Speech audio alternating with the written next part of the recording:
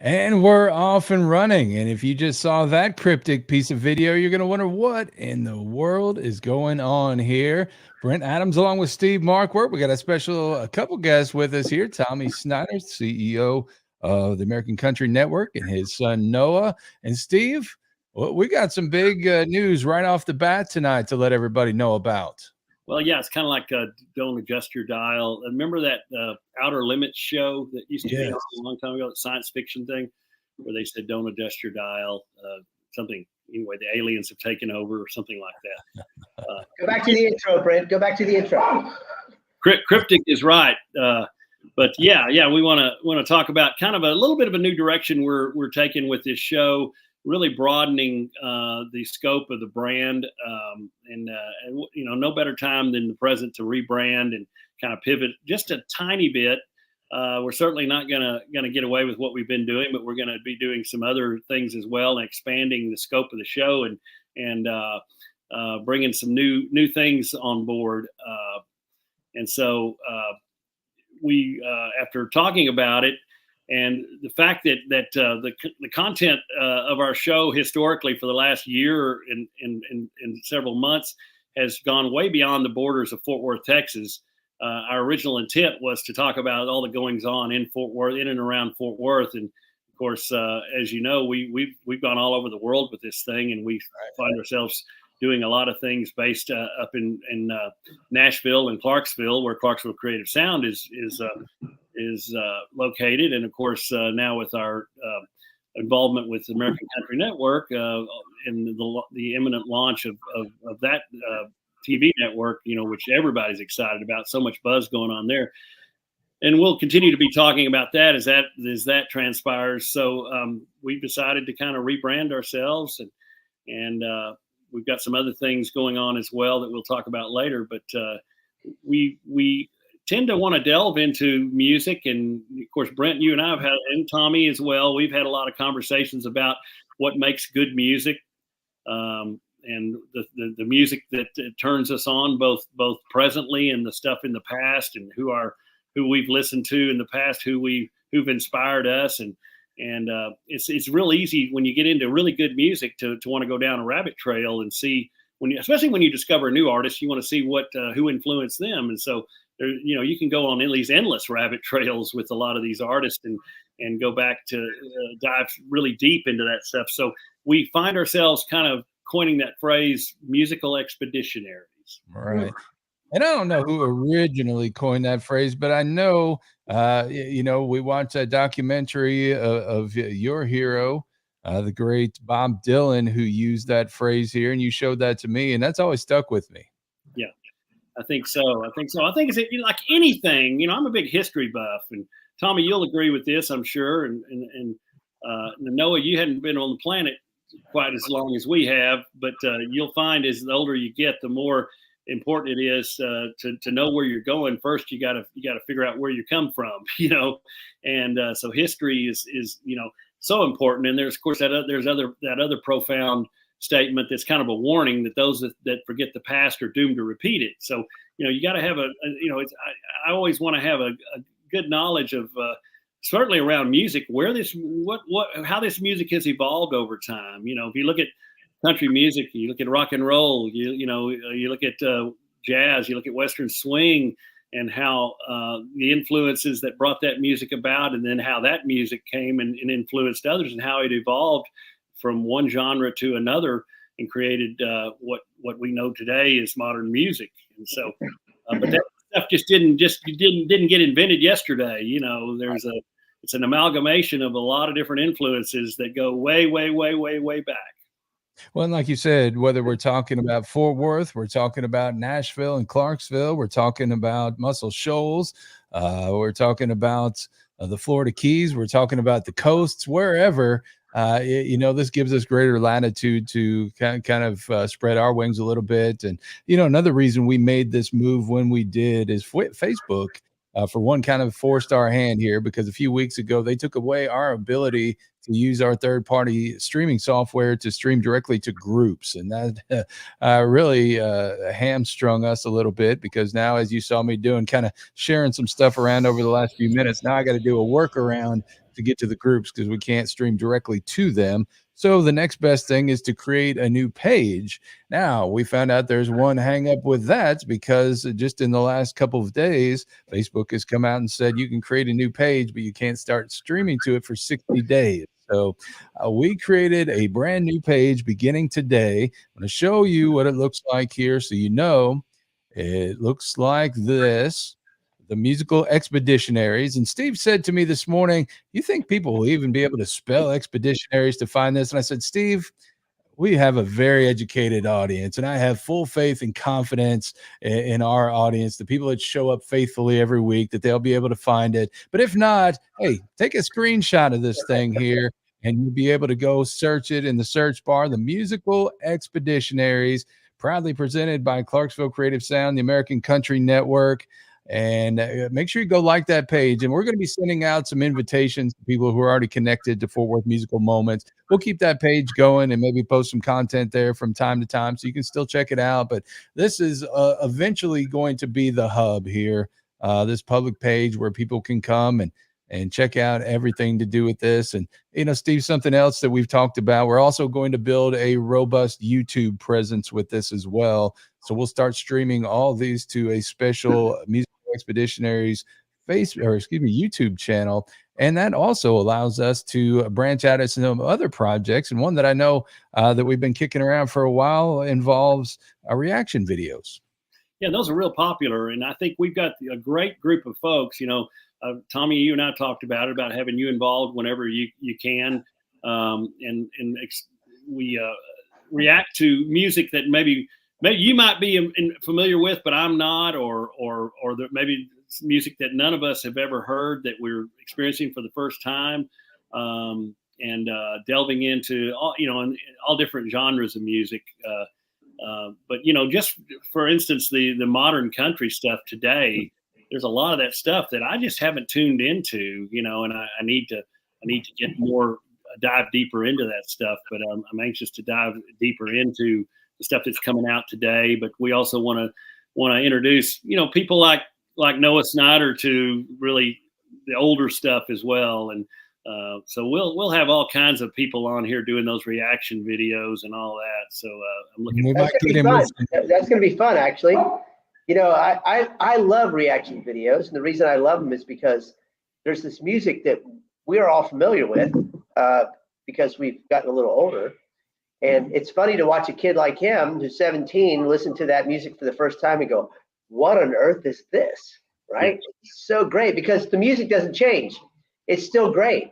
It's not going to change. It's just a matter of, exposing somebody to it and letting them hear it for the first time. And by the way, maybe it's something that gets recut in the future, right? Absolutely. Well, we might get him in front of some Twisted Sister, some Harry Connick Jr., some Bob Marley. Who knows what we might pull out there for him? Lawrence Welk. I was subjected to many a Saturday night in front of the TV with the man. He just brought back. By the way, when it was over, you had to go to bed. Remember? No.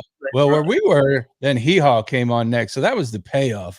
We had to sit through Lawrence Welk to get to Hee Haw, which was a little bit better. But, I didn't appreciate Hee Haw when it was in its prime. I wrote it off as kind of corny, because I was more at that time kind of more into rock and roll and all that kind of stuff. Although I grew up on the country stuff, but man, you think about how groundbreaking that show was and how many great people there were on that deal. Just the fact that every week you got to see Buck Owens and Roy Clark perform was just amazing, Well, yes. You brought up some repressed memories there with Lawrence Welk, and I feel bad for you if you had to go to bed immediately after that. Well, it was at my grandparents' house, so that's a downer.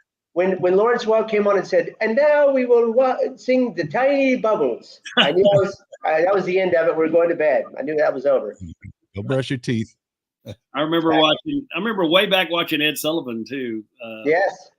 Way back then. And, it's amazing. I look at that now and it looks like ancient history. And I think of all the things that have transpired since since I've been on this earth. And boy, the world's a whole different place now. What was that called again? What show? The Ed Sullivan Show. Yeah. Well, the good thing about that, a lot of that stuff still exists out there on YouTube, and that would make some good fodder for reaction videos. And that guy had no charisma whatsoever either. It was crazy. But he didn't need it. He had great acts on there, right? He was just introducing and letting them roll, Yeah. He had. I think he had the great story is one night. He's reluctantly going. Booking these rock and roll groups. He reluctantly booked the Beatles, and then was pleasantly surprised at how nice they all were. Same with Elvis Presley. And then he booked. Somebody said, "You need to book the hottest band going right now on the state side is the Doors with the frontman Jim Morrison." Okay, so they're rehearsing that song, "Light My Fire," and of course the censors real quickly said, "You can't say we couldn't get much higher. You got to change that lyric." Morrison's just like, "Oh man." So anyway, they come out and they play, and if you watch a rerun of that, you'll see when he gets to that lyric, he goes, "We couldn't get much higher." I mean, right in the camera.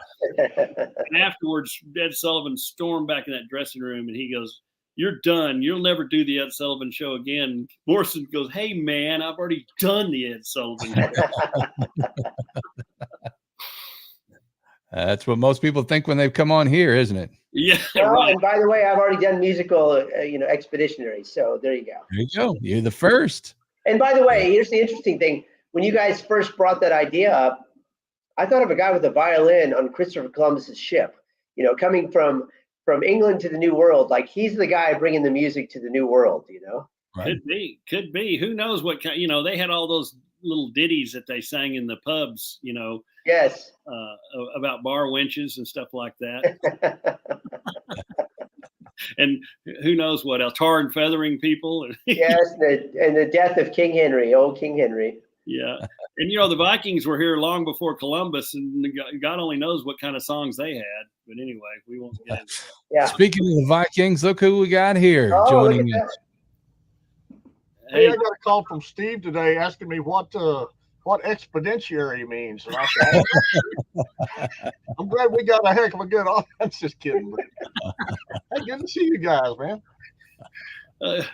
Good to see you. Yeah, we all learned a new word today. That's good. So yes, we're learning new words, and we're going to learn about new music, evidently, with our reaction videos.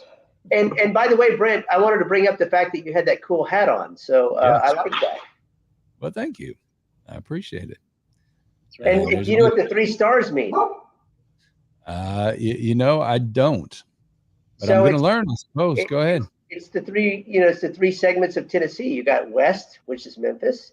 You got Middle Tennessee, which is, the Nashville area. And then you got East Tennessee. And those 3 stars represent all 3 parts of the state of Tennessee. You know what? For as long as I've had this on, I did not know that. But I guess I need to learn that because at some point I'm going to have to pass a test, I believe. At least a driver's test. Last time I saw a red hat with a star on it was in communist China. So, thank God this isn't my show. Oh gosh, Curt, how you doing? I'm doing good, man. I've been in the studio working all day, and I took Braden to eat. Braden's had strep throat. He said to tell you hi, Noah. He wanted to be down here, but I don't want him close to me. I'm scared I'll get it too. But he just got back from Florida. He went down there with a bunch of his high school buddies. They graduated, went down to the beach. He got strep throat down there and had to fly back home. So anyway, he's kind of sick, but everything's going great here, guys. Well, that's good. What a bummer for him to ruin that trip for him. But, sounds like he's just complaining. Sounds like what, Noah? Sounds like Braden's just complaining. I think he could be on the show. I think he's a hypochondriac, man. That's what I can tell. Well, we can talk more about all of our rebranding plans and everything else that's going on. But I want to bring in our special guest, young Noah Snyder, and there's a good reason why he's on, not just because he's Tommy's son. It happens to be Tommy Snyder's son, but and Curt can tell this story better than anybody about.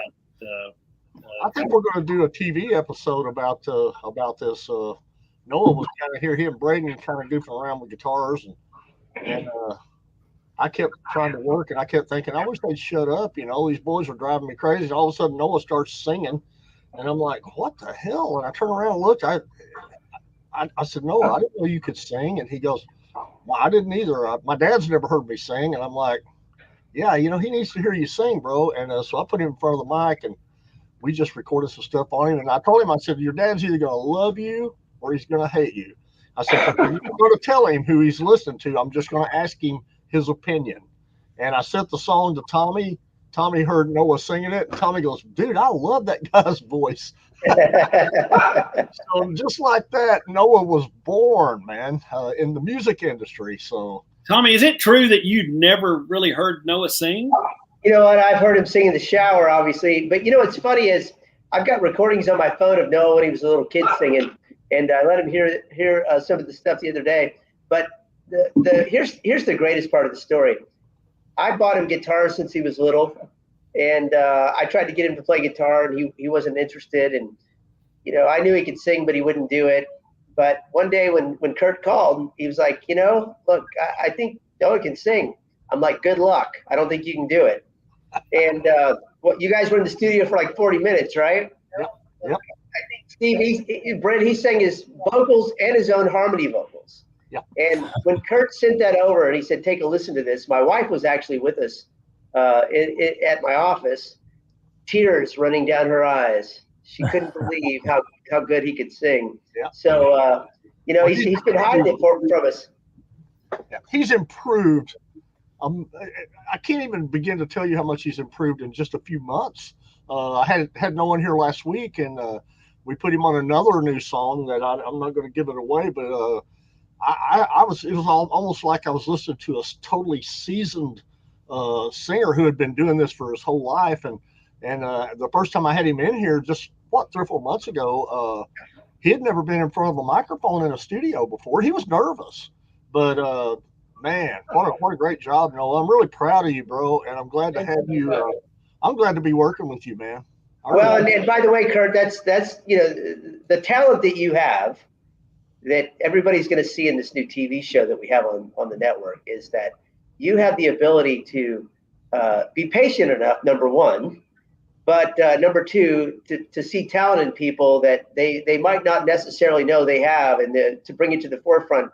That's why I'm so excited about this TV show that you and Steve are putting together, because it's going to bring a whole new kind of light to the music business that people aren't used to see. Yeah, and I don't think there's ever been a show that I can remember where you were actually in a recording studio. The set is in the recording studio, and you're seeing what's really going on behind the scenes. It's very right there where you're at right now. Yeah. Yeah, this is the set for the TV show right here.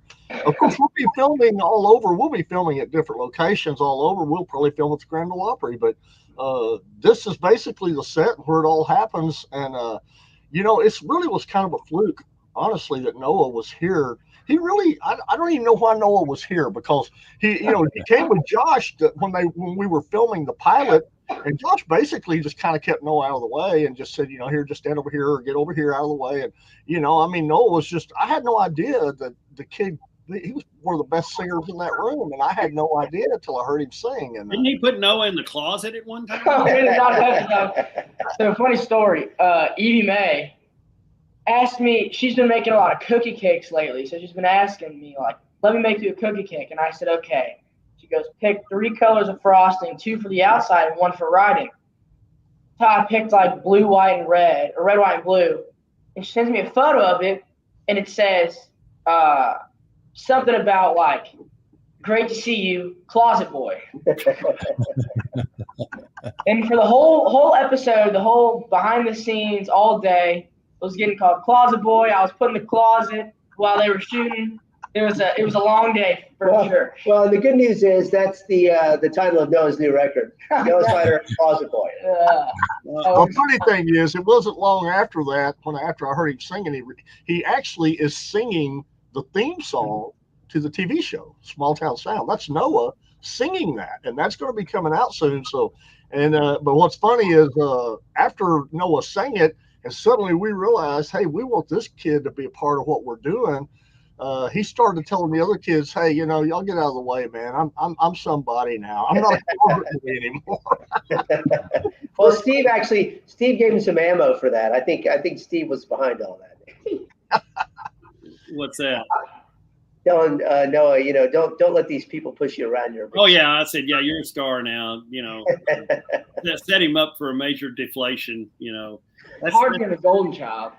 That's the thing. We've got to build these kids up and then tear them down just at the right time. You know, and it's like putting them in the army. Yeah, exactly. You know, what you do is you rip out all the wiring and you reprogram it. You know. Yes. And then pretty soon they become, like Prince said, they write slave across their forehead. or a symbol on their cheek. But you know, Curt, to further what you were saying about the show and Tommy too, you know, and how cool the format of the show is. I'm not aware of anything out there like it. It gives the viewer, you know, and there are shows similar to this, I guess, when you see a behind the scenes type expose of a big star making an album or something, and they're in the studio doing, you know, this or that. But to see what the life of an independent artist, you know, somebody that's climbing that ladder rung by rung, and what they go through, and the fact that how good you are, Curt, at artist development, and how, you know, we all as a group, all of us work to help develop these artists. But Curt, you're so good at working with them, and you know, like I know when I get behind the mic and when I'm in the studio doing my own stuff, you know, you help me find things I didn't know I had as far as my vocals and all that kind of thing are concerned. And so showing all of that and showing these artists as they evolve and continue to grow, and eventually what we know will happen is that one day they'll look back at these episodes and say, wow, that's a glimpse of that person before they really became a big star, you know? Yeah. Well, that's the thing that I love the most about it, by the way, from a TV show perspective. You know, here we have, to begin with, 3 people, now Noah 4. We got 4 teenagers, right? And one really good looking one. One what? One really good looking one. Yeah, Braden's good looking. You're right. Okay. Well, nobody's happier that Noah is coming aboard than Braden, because he was totally outnumbered by girls, and now it's kind of an even balance the way it should be. But you know, it's funny, Steve. You're talking about working with these kids in the studio. It's kind of like, you know, if I go into, and I'm not a singer. I've never considered myself a singer, but if I go in there, but I saw you on the TCN or TNN video. I don't know if anybody's seen that or not. No, but everybody who's watching the show has seen it. Yeah. Do you have that teed up, Brent? I don't have it teed up, but I can get it in a moment's notice here. I've got it. Keep going. Sorry. In all fairness to that video, I did not want to be, or that it was on Nashville Now. Mel, that's right. It was, yeah. Hosting Nashville Now for Ralph Emery, and Mel wanted me to come on the show because he had just signed me as a writer, and I did not want to sing, but I really didn't have a choice. You know, Mel was definitely going to have me do it, but you know, getting back to the studio thing, it's kind of like, you know, for about 6 or 7 years, I boxed as an amateur in Golden Gloves in Oklahoma, and I remember going out into the ring to fight my opponent. And when I would come back to the corner, I'm thinking, why can't I hit this guy? What's going on? And my trainer, who was an excellent trainer, he said, if you'll do this and then do this, you'll knock him down. And I went out there and did it and knocked him down. And it's basically, that's kind of how I see a producer working with an artist in the studio. You got those headphones on and you have tunnel vision, and you really can't hear, you know, what you're doing. You're just trying to get through. But if you got somebody in there kind of refereeing you and telling you, okay, if you'll do this and this, to me, that's what makes this thing work with the kids. And I just love working with kids. So, and Noah was such a easy kid to work with. He's just like all the rest of them. And so it's, I'm blessed to have Noah with us. I'm really blessed. Thank you. I'm super happy to be here. It's, you know, it's not anything I ever saw myself doing. I'll tell you what, that was the last thing I ever wanted to do, to be honest. My dad had asked me multiple times, like, we're in Nashville, like, if you could do anything in the music industry, what would you want to do? And forever, I was like, I want to be on the backside, the business side of it. I can't see myself singing. It's hard for me to get in front of a group of people and sing, nervous. But, you know, Curt really helped me get out of that shell and just start doing it. Now I just can't stop. Like I just fell in love with it.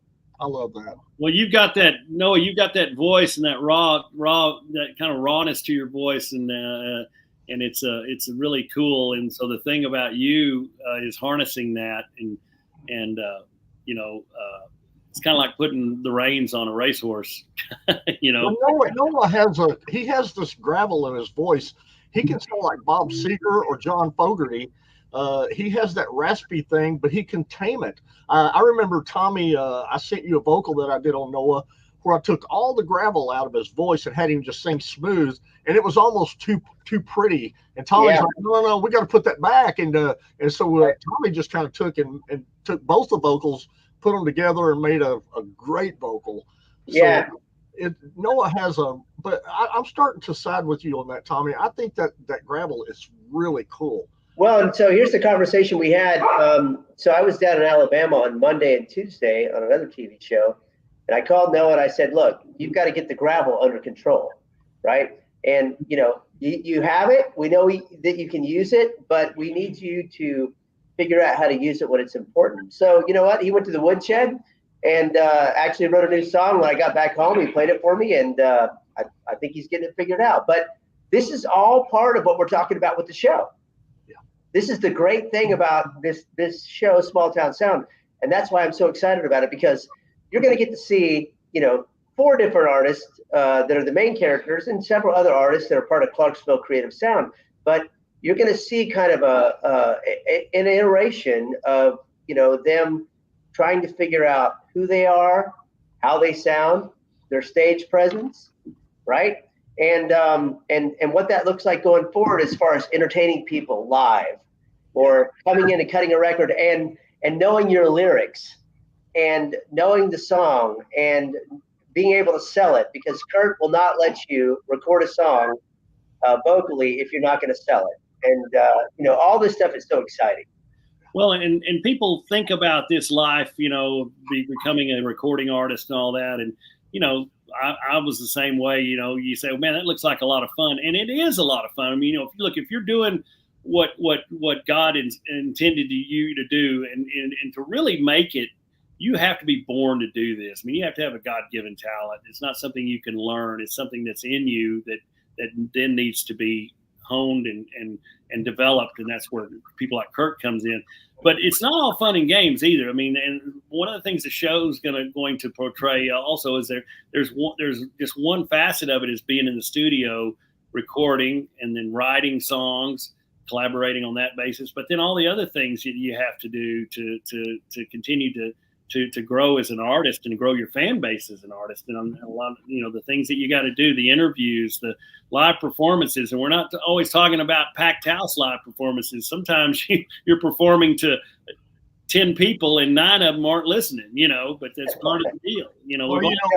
Recently, about 3 or 4 months ago, maybe 6 months ago, Braden and Jasmine McDonald, who is one of our artists, did a concert in Atlanta in this old Western town, and they were expecting this thing to be like a sold out thing. And when they got there wasn't but about 3 people. And those kids got up there and performed. And when they come off the stage, they were like, "Oh, why are we even doing this?" And I'm like, "Hey guys, this is called paying your dues right here. Right. You got to do all of this stuff. You're going to sing to nobody, and you're going to sing to sold out audiences, and it's part of it. And you have to learn to adapt, and you have to be able to adapt to that." And they went back up there and did a much better show after that little speech. But Noah, you're going to have to go through that too. Well, and by the way, Curt, one of the things that most people probably don't know is Curt and I worked for Charlie Daniels. Yes. At the same time in the 90s. And, Charlie, I would guess 50 years after he started his music career, he wrote a book called Never Play for the Empty Seats. Yeah. Right? It's a great book. If you haven't read it, you should read it. But, at the end of the day, we don't know what we're going to get. When we walk out on stage and stand behind a microphone, it could be 10,000 people or it could be 10 people. That's right. And you've got to give them the same show. Yeah. That's right. Don't forget that. In fact, if you really think about it, when you're in a recording studio, you're only singing to one person, and that's the producer. And if you better do your best performance. When you're doing, it's very important that you, because in the studio, it's kind of like you're under a microscope. So when you sing that thing, if you don't sell that song, Noah, this because you and I work together. If you don't sell the song, I'm going to come down on you. And I'm not going to come down on you hard. I'm just going to go, if I don't believe you, bro, you got to make me believe this. And I got to say, the first time I ever put Braden in the studio, he was 6 years old. And of course, when you're 6 years old, you're fearless. You just don't care. And he just got in there and had a lot of fun. But now that he's a little older, he's a little bit more reserved in there. You know what I'm saying? And for Noah to do it his first time at age 16, that was incredible that you walked in there and did that. And I was shocked. I mean, I was too, Tommy, because he had never done it before. And I really didn't think he was going to walk in there and do it, but he did. And he knocked me. I didn't know that either. I'll tell you what, the whole way there, my heart was pounding on my chest. I was like, I'm going to get in there and I'm just going to flake. You guys will be like, who is this kid? I'll tell you what, I was not planning on singing that day. Well, you're going to be great on this show, Noah. You're going to be a big part of this thing, and I'm excited about it. And I am too. I'm super excited. So Noah, you said earlier that you've been writing, or Tommy, I think you said Noah's been writing some songs. So yeah. You got it. And by the way, Steve, you mentioned Noah should play a song on the show, and so I want to put him on the spot. So he's got songs that he knows, but let's give him a real grilling, if we will. If he could give us, maybe the first two verses and the chorus of the new song you just wrote. How about that? All right, you guys want to hear it? Yeah. Give us. Fingers crossed. Let's do it. Brent, can you edit this show at all? We can pull out a clip and edit it, not out of this raw form, but we're on about a 2-second delay. We're on a 2-second delay, Tommy. So if we have to, we'll pull the plug. Just remember, what's here is here in perpetuity. So I like that. Come on. So tell us about this song, the backstory, real quick. I'm gonna be honest. It's not much of a backstory. I mean, I wrote it the other night. I was dog sitting in our building, and this is gonna sound crazy. It was 2 a.m. I ordered Taco Bell. I got the Cheez-It box. It was so good. I'll tell you what, killed the thing. But I was like, I wrote this song the other day called "Twist It Up," and I wasn't a fan of it because I start the song pretty excited, pretty hyped up, pretty gravelly. I wanted to have a song where I start off a little quieter, where it builds up. And so I just kind of threw together the chord progression and kind of just went line by line. There's no real backstory. It's kind of about a girl in Texas I used to talk to, but we don't got to get into that. Kind of a what? About a girl, you say? Girl I used to talk to in Texas. Okay. Some of it's made up, but they don't have to know that. All right. Well, let's hear it. We won't tell them. Ladies and gentlemen, he's making his debut on Musical Expeditionaries. It's Snyder. One and only. All righty. We were walking down the street. Oh, just kidding. We were walking down the street. Never laid an eye on me. It's like you never want to be with me. Oh, with me. Missing you in those halls. Never showed up to the call. Had me nervous all night long. Never heard from you, so here's a song. You're the only one I want to see. Baby, you forget about me. Really tearing up my heart. What it is, moving away just to reach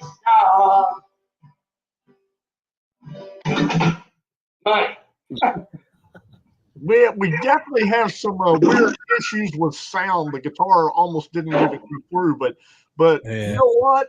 I could still hear that's going to be good, man. That's going to be really good. Well, you can get an essence, an idea of the essence of his voice. That kind of a raw sound. It really works very well. Oh, yeah, and it gets the point across. You know, there's some emotion to that, and I like it. And once Curt gets a hold of that in the studio and we clean that up, we'll share it again. Yeah. Can we talk about this thing we just did with Noah, Tommy? We haven't. We're going to keep it kind of top secret, but we can talk about a little piece of it because Steve was earlier talking about reaction videos. So I think the interesting thing is Noah's 17. Had you ever heard of Lead Belly prior? Never. I didn't even hear about Lead Belly, honestly, until a week after I heard the song. So Keith Chester, Steve and I's Curt's business partner in ACN, he pulled Noah to the side. And he said, "Hey Holmes, if you're gonna sing a real song, you need to sing this one." And he played the Nirvana version of "Where Did You Sleep Last Night?" Correct. Right. So anyway, Noah was listening to it, and he started working it up. And I said, that's not a Nirvana song, right? And he goes, it's a Nirvana song. Turns out it's a Lead Belly song. And so it's going to be super interesting to hear that. Curt, you take it in the studio and you cutting that. And we've got some surprises coming behind that. It's going to be super cool for the show. Yeah, I'm not going to give any of that away, but I will tell you, Lead Belly, and correct me if I'm wrong, Tommy, but I think he came out, he was like a black singer who was in prison, I believe, and they got him out because of his voice back in, what was it, the 20s, 1920s or 30s? I think it was like 20s or 30s, but it's so amazing. I mean, if you have a chance, go on YouTube and look up Lead Belly, Where Did You Sleep Last Night? It's amazing to go back and listen to how they captured those recordings. Obviously, just a microphone and a guy sitting in a room with a guitar singing a song. It's so cool. Yeah, Steve, I think the Expeditionaries need to do a Lead Belly episode. Well, I think Lead Belly was a big influencer for my man Bob Dylan. I mean, Dylan cites his biggest influences are Woody Guthrie, Lead Belly, and and he dove deep into that because Lead Belly did a lot of that folkish, soulful folk stuff. And he's part of that landmark collection of American folk music that I think is the Smithsonian collection or whatever. And John Castleberry knows what I'm talking about because he sent me a disc of all of that, which I've just really haven't even started to dive into like I should have.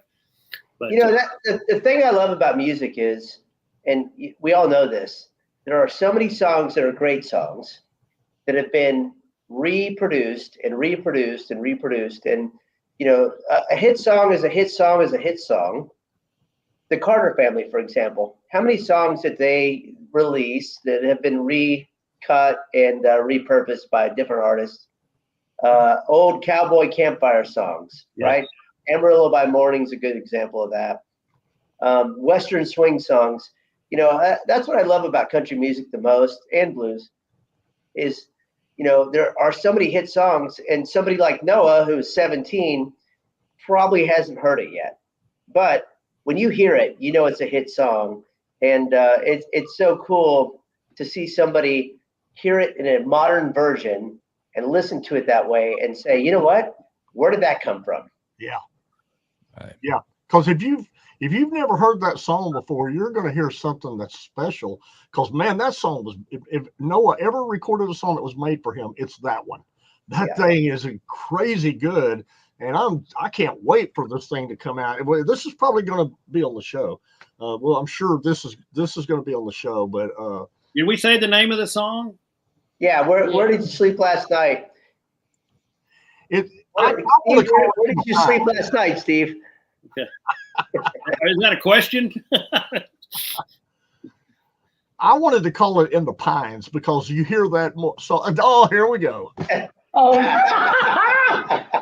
my God, Curt! I mean, Brent, you're probably going to get banned from this show, even though you're the guy at the helm. That So particular day, I identified as an ugly old woman. Okay, so there you go. I showed that to Noah. I showed that to Noah a while back, and it was unbelievable. Oh, I saved that on my phone. I immediately got to the studio and showed Braden and Evie. I know Billy Bowles is watching, so I'll just say to Billy, this is our way of celebrating diversity. I think even Billy probably liked that. Hey, Curt, somebody else that's watching us is Philip Rather, who's one of the most unique songwriters we've ever known. Absolutely, yeah, and he can crank them out. He cranks out a lot of songs, and he came in here and did a couple of them here not too long ago. And man, one of them was called Redbird, I think. What a cool song that was! But yeah. Well, he came up with a song on the fly. I mean, it was all about. We were joking around about how everybody thinks that we, or you especially, Curt being a recording producer and all that you make all this money off of these recordings. And in actuality, we should be a 501c3.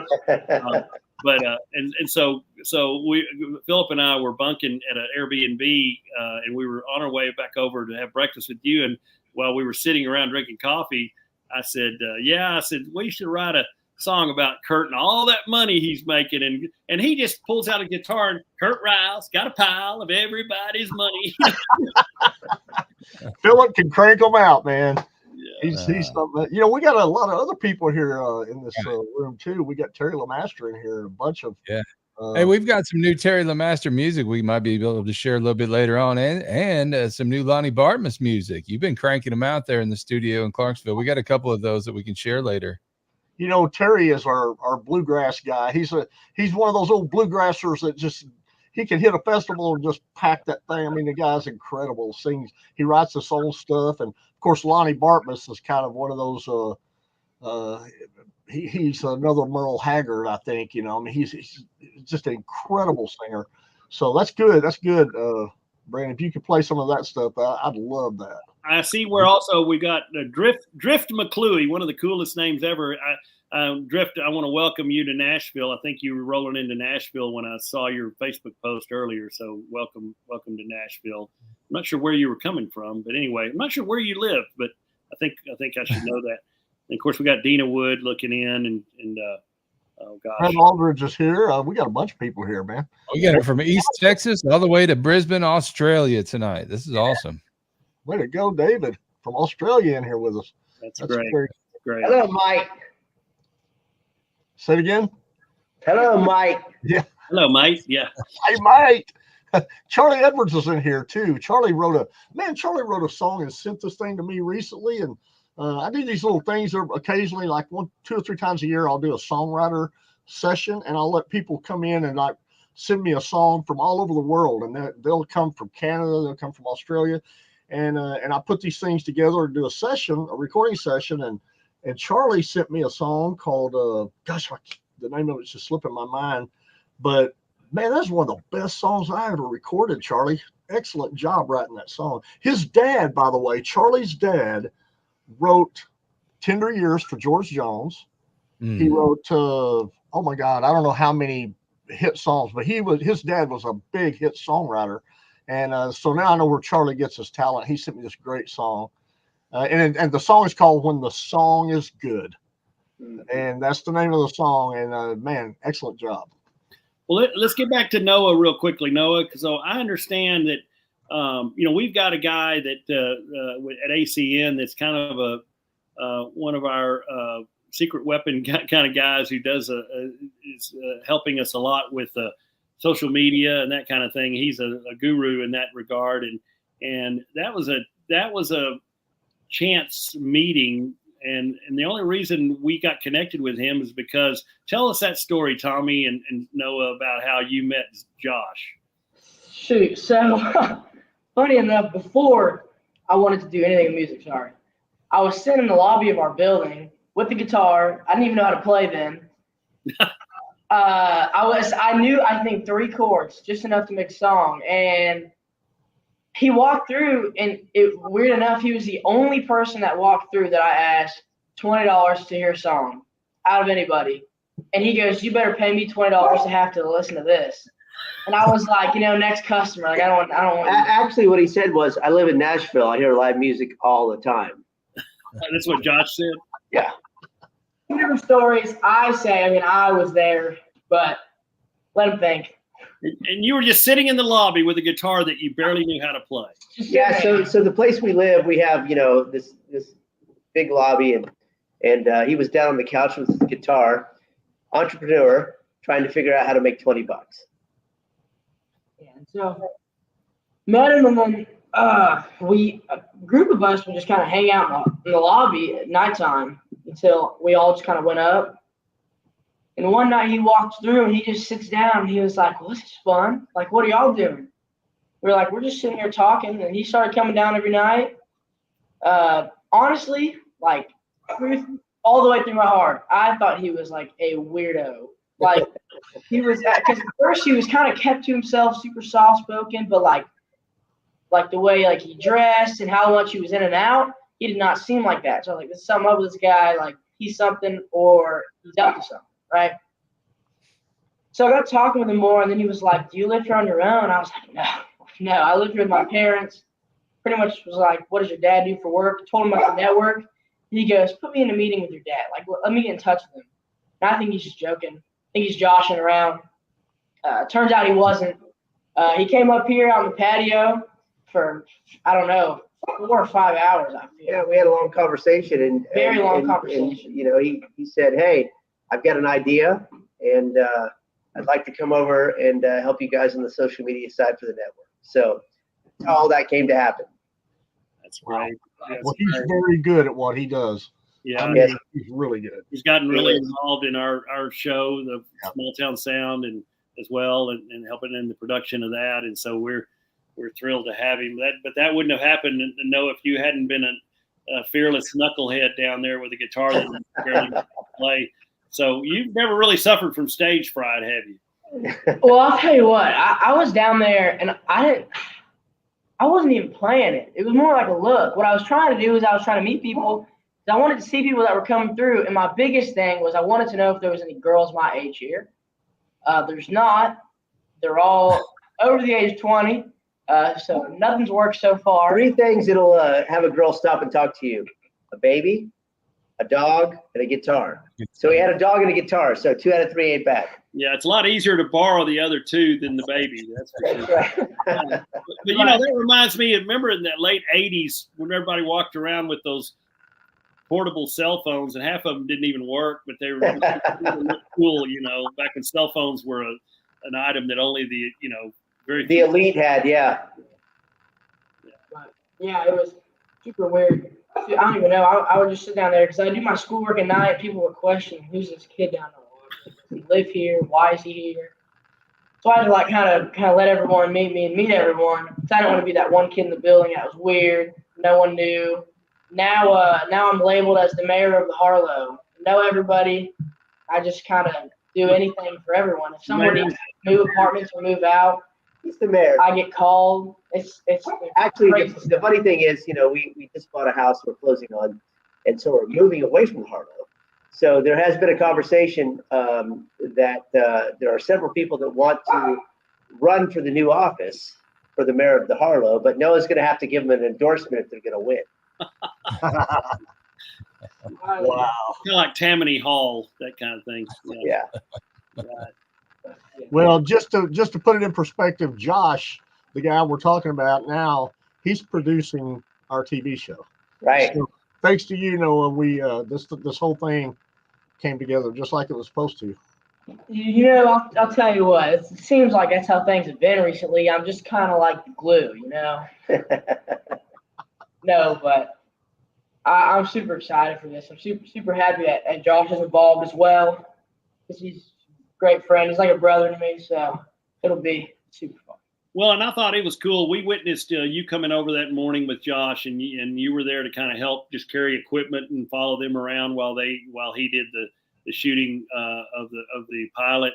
And by the end of that day, you became very, very good friends with Evie and Jaden and Braden, and y'all talk, I'm sure, several times every day, and it's that was cool to watch that friendship develop. We talk all the time, especially for a month after the show, we FaceTimed every night. I mean, it was a lot. FaceTimed every night. We played games on our phone all night long. Like would talk 24/7, and we all kind of got busy with our own things. So we kind of don't call every night anymore, but we're all still in touch, and we hang out all the time, especially since Evie Mae moved out closer. Been coming down to Clarksville more often to hang out, and the next got to get Jaden out here. Yeah, so Evie Mae and Noah just did an event for Sony Records. Yes. You got to go over and hang out at Sony's event for CMA Fest. Yeah, super neat. Whiskey Jam, it was on a sky deck on Broadway, which is kind of like I want to say the 4th or 5th floor in the Assembly Food Hall. It's a super neat place. Usually have a live DJ there, but they had some of my favorite artists playing that night. And I get a text from a friend who lives here, her mom, and she was like, "Do you want to hand out flyers at this event on Broadway?" And I was like, "Not really. Like on Broadway, like I'm good." Especially like at the time that it was. And then I kind of asked for more details, and she said, "Well, it's this event, and these are the people that are going to be playing." And I got invited to that event, but it was 21 or older. So I knew this was my shot to go. And Josh told me, he goes, "You better say yes to that because you get to go." Now I said yes in a heartbeat, and they said, "You need one more person." I called Evie Mae. We both got down there. We got to go on stage during the concert. We got to go in the media, go in the very front, and just met some great people. It was a super neat experience. Well, that's great. That's great. Super fun. Yeah. Curt, how's it been having Evie Mae living in Clarksville? I haven't seen a lot of her because she actually had to finish high school or her junior year there in Indiana. So she just moved back about a week ago. And but Evie was over here the other day, and she was wanting me to hire her to work here in the studio. And I was like, well, that might be an option for you down the road. I think she really just wants to sing demos and stuff like that. I told her, I said, look, Braden did this for a long time. People would send him $100 to go, "Here, will you sing my demo?" And then they take his demo and put it out on the internet. And, it wasn't always a good thing. And sometimes, it can hurt you. So I won't let them do it anymore. But, Evie, she loves it here. I think she loves it here. And, of course, I'm sure that all these kids, they formed a great relationship when we were filming the show. And I think they're probably going to, be hanging out a lot more in the future when we start filming again. So I'm excited, and I can't wait to start doing that again, guys. We need to get that show back on the road, Absolutely. Let's divert just for a second. I want to bring it up while I've got it up here, and talk about one of our other artists who I'm sure will be on the show very soon, one of the episodes, and that's our very own Mackenzie McKetty, who just made a stellar showing at Miss Oklahoma. She didn't win the title, but she was a semifinalist. She was rookie. It was her first time to compete. She got, what is it called? Rookie of the Year award. So she, of all the first timers, she was the standout there. And, and they definitely told her, you need to come back and who knows where that's going, but we were super proud of her and everything that she accomplished, and what a great experience I know it was for her. We'll want to talk to her before long about exactly what she did experience there, but she really shined, as she does all the time. And then she was here in Fort Worth last Saturday night. And I didn't know it until it was too late, but she was playing over at with Brady Honeycutt over at Little Red's Longhorn Saloon. So she's out there playing somewhere almost every night. Well, she and her brother Austin, they've had a band. They've got a band, and I mean, those kids are working. Still only 18, 19 years old, both of them. They're just kids, but they're out there they're constantly on the road touring, and man, we're just super proud of them. They're amazing entertainers, great singers, and good-looking kids. And so, yeah, I can't wait to have Mackenzie, and she's making quite a name for herself down there in Texas, I'll tell you. Well, we couldn't be prouder of her and her Miss Oklahoma bid and how she showed there. And of course, yeah, we're proud of both of those kids. They represent Clarksville Creative Sound very well. So. Yeah, they do. And no big surprise, I think she won the rookie talent portion of it and also the overall talent portion of it. So Yeah, great showing there. yeah, there are not too many fiddle playing beauty pageant contestants, and she gets better and better too at that. As does Austin. Austin's come a long way too since you. Well, he's a very good guitar player. Austin he's a seasoned guitar player, and he's a good singer. I mean, Austin, when he first came in the studio, he just needed a whole lot of artist development. But Mackenzie just walked in there and knocked it out of the park. But now they both are kind of have reached that level where they're both just amazing singers. And so, yeah, we're really proud of those kids. And there's Austin right there. I think that's the Penny Gilly show, if I'm not mistaken. Yes, correct. Yep. So let's also talk about just real quickly. I don't know how many I've run out. I've lost count, but we're nominated like 31 different areas for the Josie Awards, which is insane, including Record Label of the Year, which that's a real honor just to be nominated for that. But again, I say that, but I also say the risk of sounding not modest. I can't imagine any other independent record label that's done more and been more productive than we have over the last 12 months, Curt. I don't think so. I mean, we've come a long way in 2 years, Steve. I mean, you realize we've only known each other just a little more than 2 years. And it's pretty amazing what we've been able to accomplish in this short amount of time. But the Josie Awards, for the people that don't know what that is, it's held at the Grand Ole Opry, and it's packed every year. It's the biggest independent award show in the world for indie artists. And so, yeah, it's an honor to be nominated for just one award, and we're nominated for 31. And there are thousands of people from all over the world that do this. I've never seen anything like it. And I have to say this, we've got 3 artists on our label who have already won Josie Awards. Braden Ryle won Male Vocalist of the Year in 21. Jaden Ryle won Female Vocalist of the Year last year. And Mackenzie McKinney won Upcoming Artist or something. I can't remember what it was, but so we've taken 3 or 4 of those awards already, and it's an honor. Yeah, the only one that's not nominated, I think, is Noah Snyder. That's because he's too new. But he's coming, man. Fully expect him out there next year. So probably as most handsome performer. I like Noah doing his impression of his dad when he's about to go on to a TV show. Noah, can you give us a little sample of that? Which one would you like? Oh, wait. Yeah. Which one would you like to show me a little impression of your dad when he's just about to go on camera? Okay, so he goes. Yeah. He goes like, so he's real big on his hair. So first. Don't you love it? My name's Tommy Snyder. Today, on this episode, we'll be talking about my son, Noah Snyder. Bring it up. Hey, Braden does it to me all the time, Tommy. I've got a video of he and Braden and Jaden in the studio, and he's being the producer, and she's in there singing, and they are making so much fun of me. It's just one of these days that video needs to be on the air, Brent. I'm going to send that to you. I want to see the hair shake again. Let me see it. There it is. Nailed it. Right? That's good. That's pretty funny. So, Curt, as we were working through the first episode of Small Town Sound, I've watched it several times, and we've been making edits. I think I have you down pat.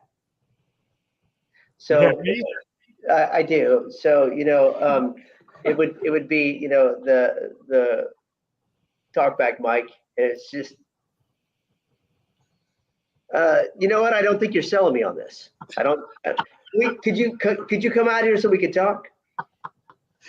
That's pretty good, Tommy. Thank you. That's pretty good, man. That's a great picture, by the way. I love that. That is some fun stuff we've been doing in here, guys. I know, and here's me in the vocal booth singing my butt off, and I'll go, I think I nailed that. You're a little pitchy on that. Every time. I don't want to go in and sing a vocal with Curt, I'm afraid. What? I swear, there's so many times where it's perfect, and somehow I feel like he does it on purpose. He just wants to hear it more often. You know what's funny is in the headphones it does sound perfect, but then when you walk in the control room and listen to it through the speakers, you go, "Oh my God, that's out of tune." Yeah, so easy to hear in here. Yes. That's the good thing, though. Once you get your vocals down, and once Curt says that magic thing where he goes, "Okay, come on in here and let's listen to the playback," and you can exhale, and then but the thing is, when you listen to it, and I listen to it, and I keep thinking, I hope he doesn't screw up. Wait a minute, I just recorded all that. It's got to be good, and then I'm really glad that we grinded on that, you know. But what you don't want, Steve, is this. You know. Man, I'm never gonna let that down. He's got me down. You know, I'm gonna actually I'm gonna get a beard and mustache, and next time we'll do a full on Clarksville creative sound hat. You know what, Tommy, you and I need to sit off on one side in one of the episodes and critique Curt's punching in and out. Say that's a great idea. A little rough on that punch in there, Curt. I do have to make a confession. You know, they shot a scene on me opening the show where I'm talking, and Tommy was standing right in front of me. And I'm not used to having Tommy here. I was used to having Josh here. And I don't know what it is, but when I looked up and saw Tommy, I got nervous as hell. And I'm like, man, if I screw this up, he's going to think I suck, you know? And I mean, I really thought that. And I screwed that up 2 or 3 times. I finally had to get a chair and sit down to get it to. I still wasn't happy. Well, you know, the funny thing is he played it off like he was Mel Tillis. So he's like, I've been in this business for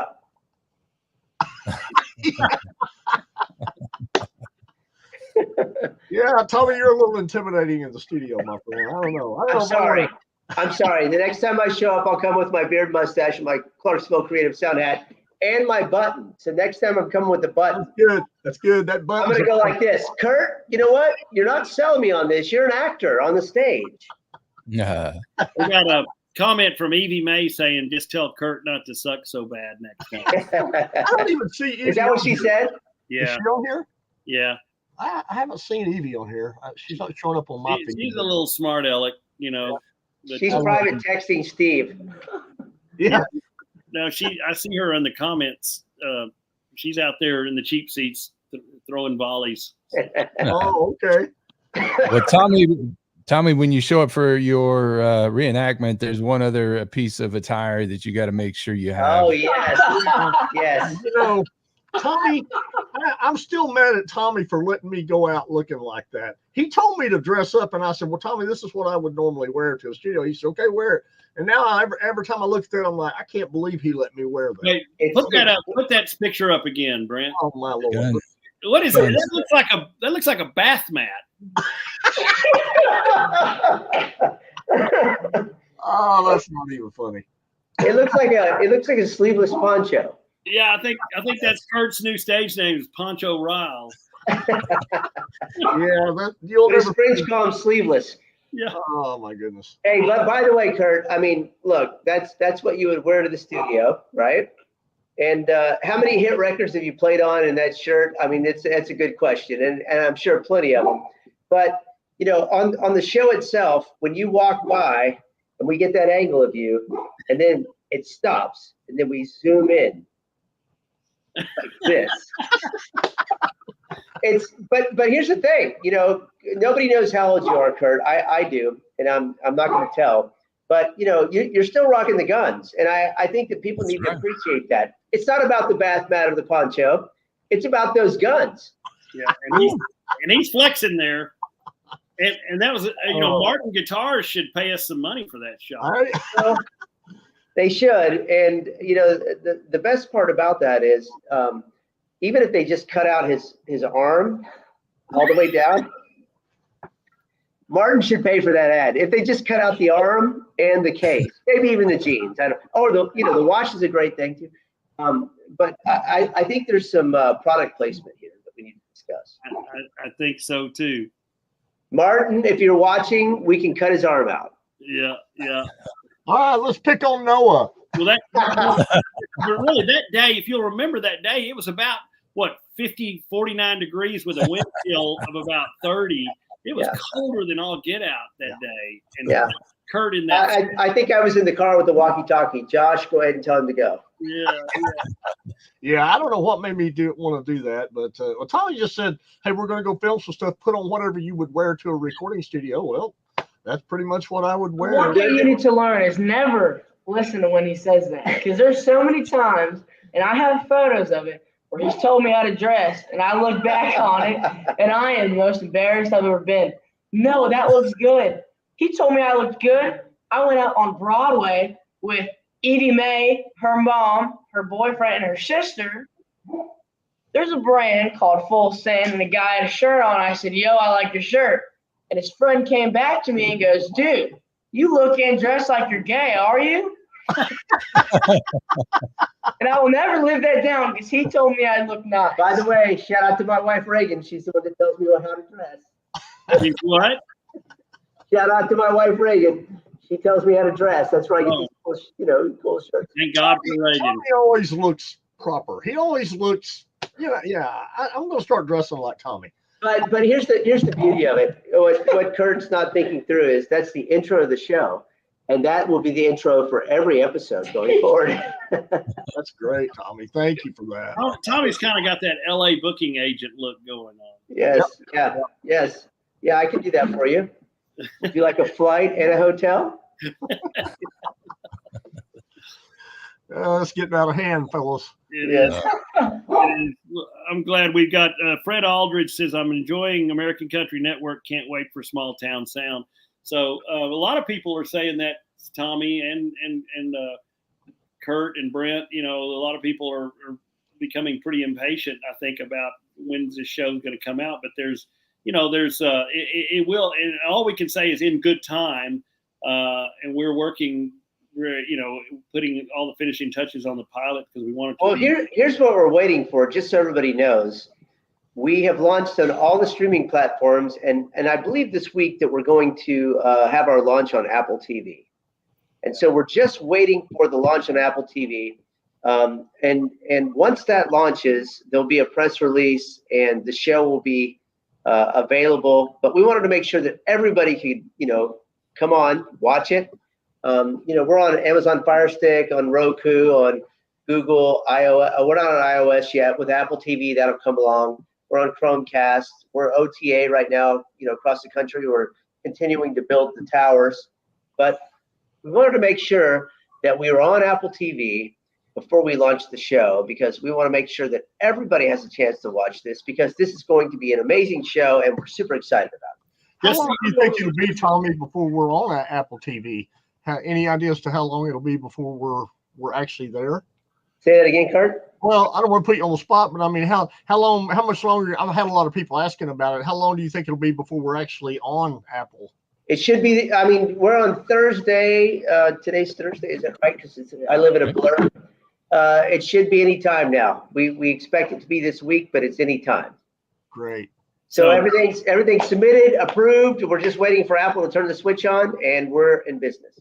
Obviously, we're building viewership by the minute. Yes. And I don't know exactly what that looks like, Tommy. Maybe you can speak to that as far as our projected viewership by the end of this year. Are you feel comfortable talking about that? Well, I'll just tell you this. We thought that we would be able to come in and start marketing at a certain, on the streaming side for sure, at a certain minute. We have to buy packages of minutes for streaming, right? And we thought we bought something that was comfortable, but we just found out that we possibly burned through about 3/4 of those minutes, so we had to buy the next package. So it's amazing, the viewership that we've created so far, and how Nashville has embraced this, and how many people have gone on, pulled the app out, and started watching the network. I mean, it's amazing. And we always talk about this, but God's got a plan, and we all live on faith, and it's been amazing to watch all this unfold. Yeah. You were just in Alabama. Part of the reason why you were in Alabama, were you not working on another original show for ACN down there? Yes, we were. So there's a guy down in Alabama. His name is D. Ford. He's a legend in Alabama. And he's a legend for a couple different reasons. But, D Ford has had nightclubs in Alabama. D Ford had nightclubs in several states across the country. He is friends with a lot of stars, and D Ford has had his hand in NASCAR for years. So Dee's got his show, and we're bringing that to American Country Network. We're super excited about that too. And the backstory on Dee is amazing. This guy has a backstory that is unique, and he's a legend in Alabama. So we're going to bring him on to ACN, and that's going to be a show people are going to be able to watch. What is the format of that show? So Dee and his sidekick Wayne, it's the two of those guys and music videos. So Dee has a show with a band right now that broadcasts all over Alabama, and the new format is going to be Dee and Wayne in the typical format that they are right now. It's kind of almost like a hee-haw. It's old school, and we are actually going to bring classic country music videos to the forefront with his show. And people are going to be able to tune in and watch stuff from, early 2000s, mid 2000s. And we've got a library of those things that we're digitizing right now. And we're super excited about that. Wow. That's great. That's great. I think you can see a young Curt Ryle. There's something for everybody on this network. That's what I love about it. As we've talked through some of the other programming ideas, and we talked about in the like the Saturday morning programming of some classic Western shows. And yes, black and white Westerns. And, Keith Chester and I are both honorary captains in the Texas Rangers Foundation, right? So we've talked to them. They've given us a clearance. So we're going to start shooting some episodes with the Texas Rangers, the lawmen, right? Yeah. Not the baseball team. But we're going to have a show called High Noon with the Texas Rangers that we're super excited about. So the black and white Westerns lead into, the noon hour. We're going to have this cool docuseries with the Texas Rangers, and we're super excited about it. And people like Michael Martin Murphy, by the way, he's actually a member of the same foundation. And, it's going to be some very cool stories and cowboy music and, stuff from the Old West. But, with that being said, too, Steve, we can talk about, your brother's project and the Western Swing in Fort Worth and the stuff that goes on there that most people, they don't really understand the concept of the birth, what it says right there, Cowtown, birthplace of Western Swing. The Stockyards, it's a historical place. And, there's a lot of music. We're talking about reaction videos and Lead Belly and all those kind of things. There's all these really super cool shows we're going to bring to the network that are really going to be able to showcase the historical part of how the music business is kind of like started and how it's come through the years and where we're at now. And I'm super excited about all of it. Well, I say this all the time, but it's true. And it's even more true today. Specifically, Fort Worth has become kind of the live music capital for traditional country music. No question about it. If you go down to the Stockyards, it's just at any point in time, there's just throngs of people down there, and there's music coming out of every one of those little honky tonks down there.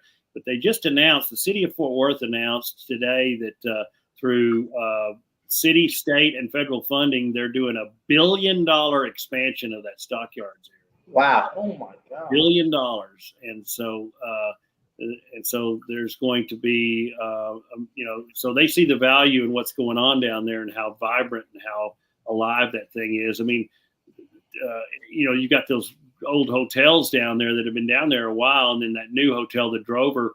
Now it's hard to get it. You can't even touch a hotel in the Stockyards area for less than $800 a night. It's crazy. Right.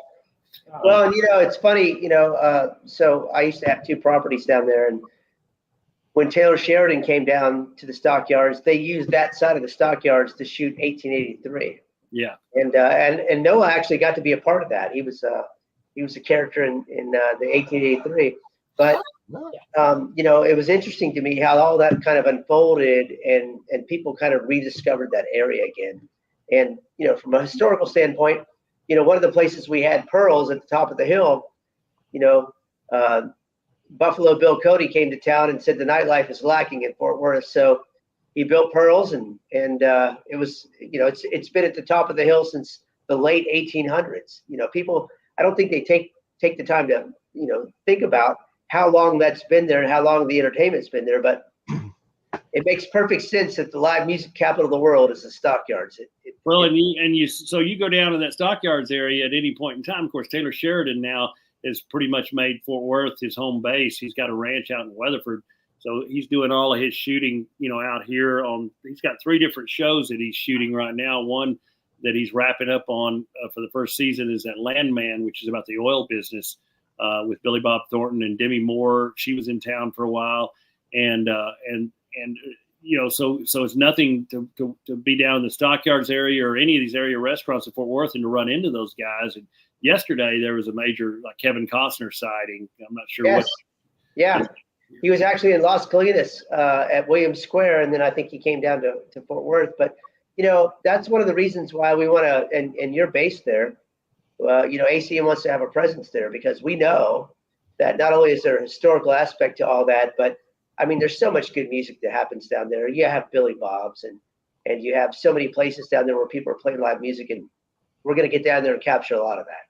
Well, and we're trying to make the National Hall another venue, a go-to place for great live music as well, with the sound system that we've got that we put in there, and people that we want to bring in there, and we'll have cameras there as well capturing all of that. What a great old historic hall! That hall's almost 100 years old. Great sound, great ambiance. John Durham lays out great food there, and ample parking not only for the patrons, but for RVs as well. Plenty of room for all of that. Just a great old hall. And I know you've been there, Tommy, and of course, Curt, you and I've shared the stage there a few times, as has Brent. Brent's brought us on there as MC at several of these events, and we just love that place. Yeah, we're going to have Jaden Riley down there, I think, sometime either later on this summer. Steve, I think you got a show down there coming up here in the next month or so. August 16th, and we just nailed that date down. Okay. So we're I just want to say something really quick about ACN.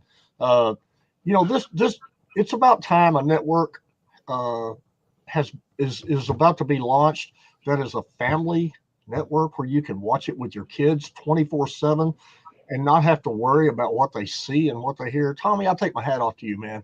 When I found out you were running this thing, I was like, man, I know this is going to be good.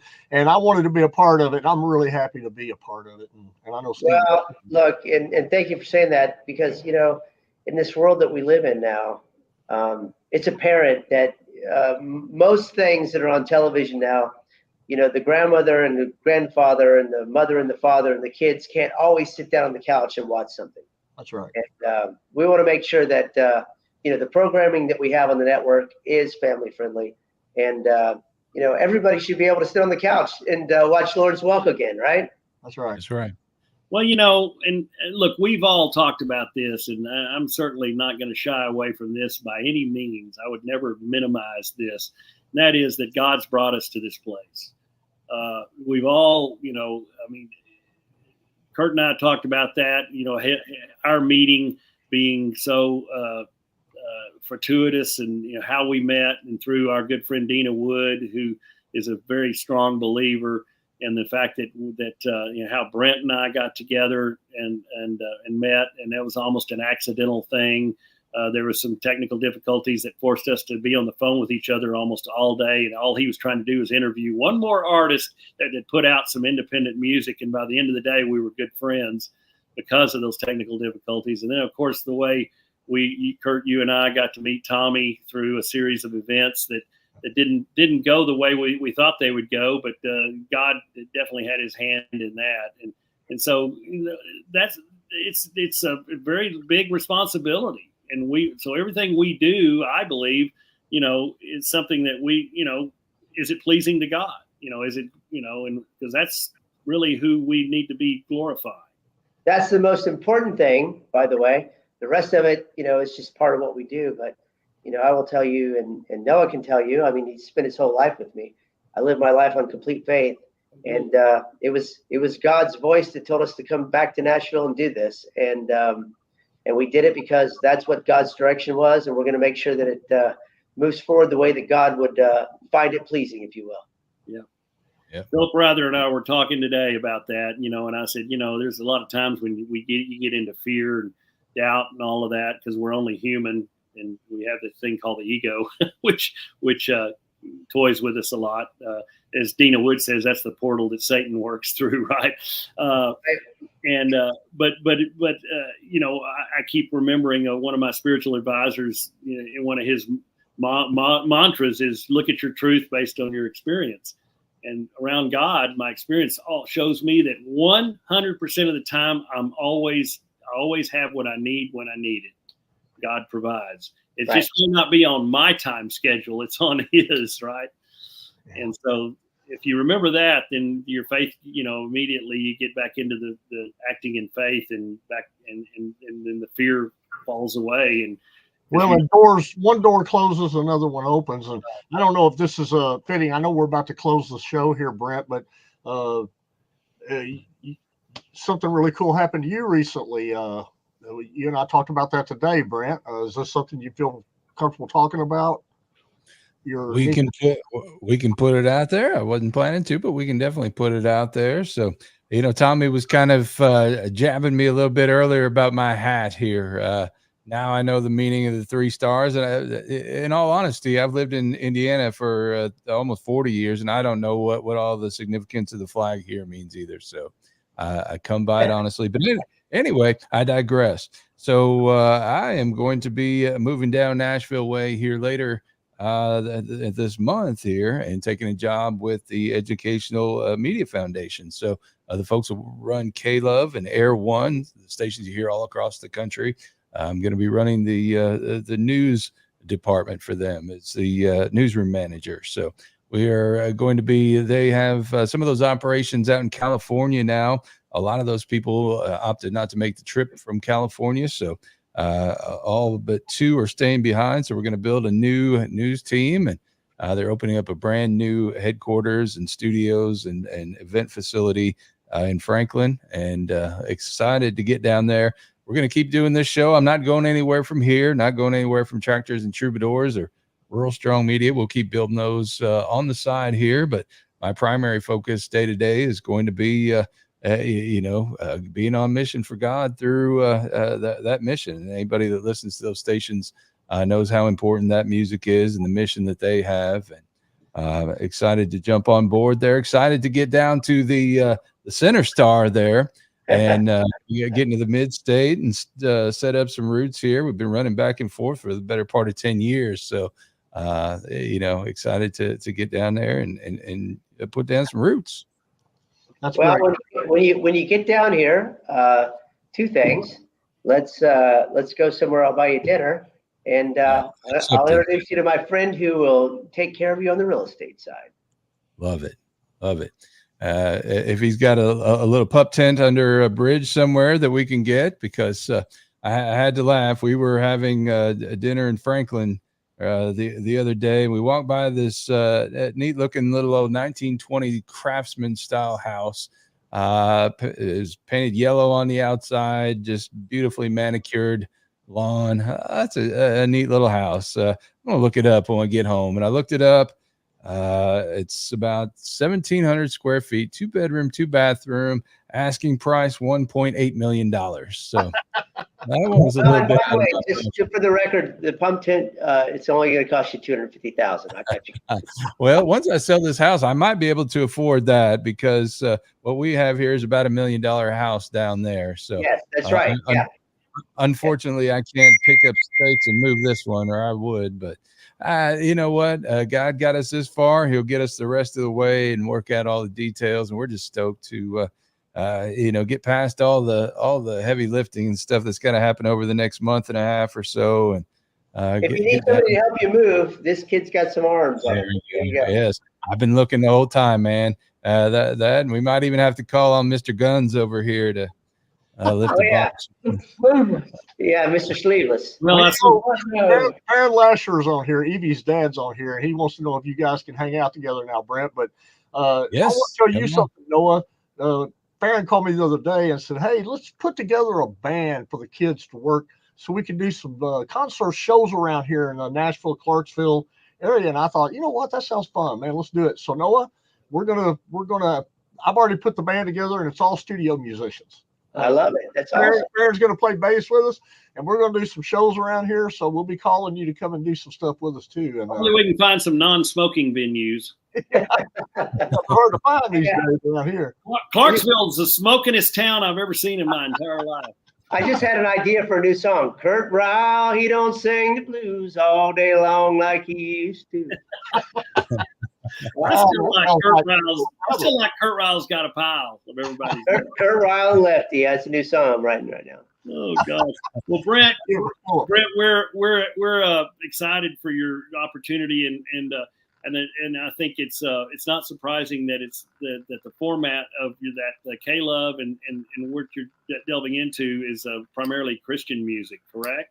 Yeah, it absolutely is more the contemporary style Christian music. And that whole industry has pretty much shifted to Nashville. Thus the need for the move, because a lot of their operations were out in the Sacramento area, and it was getting harder to get artists to come out there to do interviews and video projects and so forth, just because of the time commitment and the cost involved. So rather than continue to beat their head against the wall, they just picked up stakes and moved the whole operation there. The on-air staff has been there for 3 or 4 years in various buildings throughout, and the support functions in various buildings throughout Franklin. But they're going to be consolidating everything under one roof. And I had a chance to go through that facility last Friday, and it is phenomenal. So I know they'll be doing a lot of concerts there. I was just going to say, Brent, we're recording some new songs on CC Manuela, who's a great Christian artist. So I'm going to be taking you out to dinner and trying to smooth you how to get her on the air, Well, we may be able to try to slip those under somebody's door to have a listen here and see if we can get on, because they're worthy of being on there. Look, I listen to those stations a lot as well, and I know what's coming out of that studio there is worthy of being, put up with everything that's being done on Music Row. So I would have no qualms with that. Appreciate that. Well, that's great, Brent. We're happy for you, and I think what it really means is we'll get to see more of you. I hope so, because we'll be closer, and we still got big plans for you, and not only with this show and some other things, but I know Tommy and I've talked a lot about where you might fit in with some special programming for American Country Network. So you never know where this thing's going to go. Absolutely.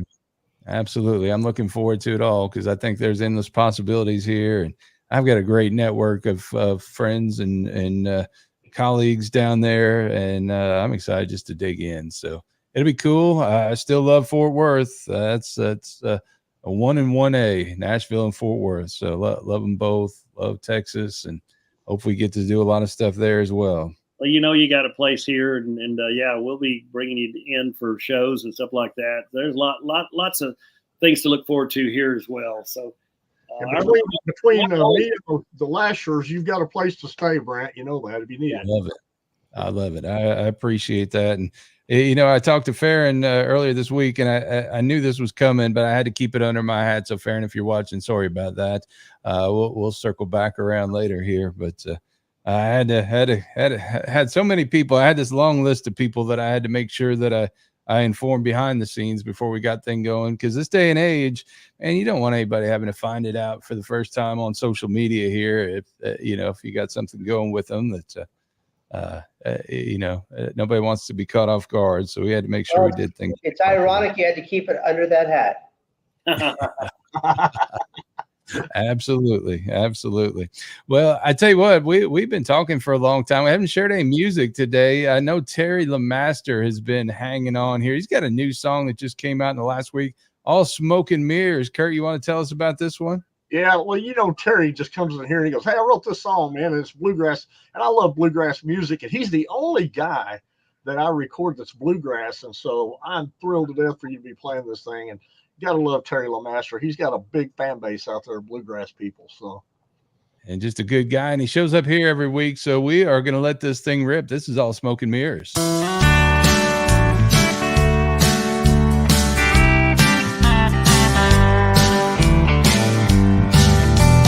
Left out Sunday morning with a hot load on my back. Son, you gotta get it here, 'cause our supplies won't last. I made my drop on Tuesday, then I headed for the shore. I'm already feeling lonely, but I got 25 days more. Now I don't believe in speeding. Safety is the key. I keep my old truck in tip-top shape, 'cause no one needs to bleed. Them old scales don't bother me. I keep good weight and logs, but something snaps inside my head when I've been gone too long. It's all smoke and mirrors when I've been gone too long. 8-inch stacks of rolling coal when I'm trying to get home. Why, I can smell the bacon and I can see her pretty face. It's all smoke and mirrors when I'm headed for the old home place.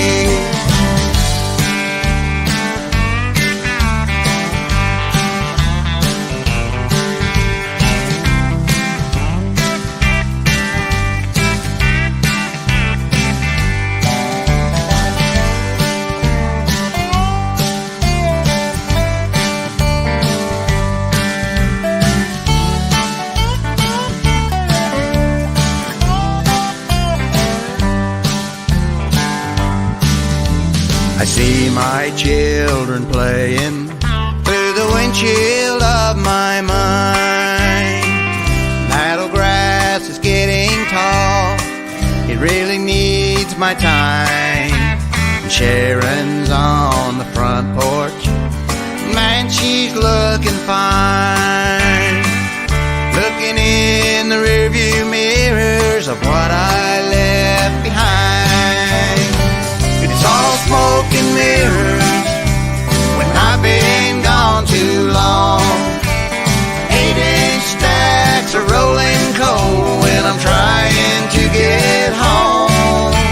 Why, I can smell the bacon and I can see her pretty face. It's all smoke and mirrors when I'm headed for the old home place. It's all smoke and mirrors, kinda like an Indianapolis race.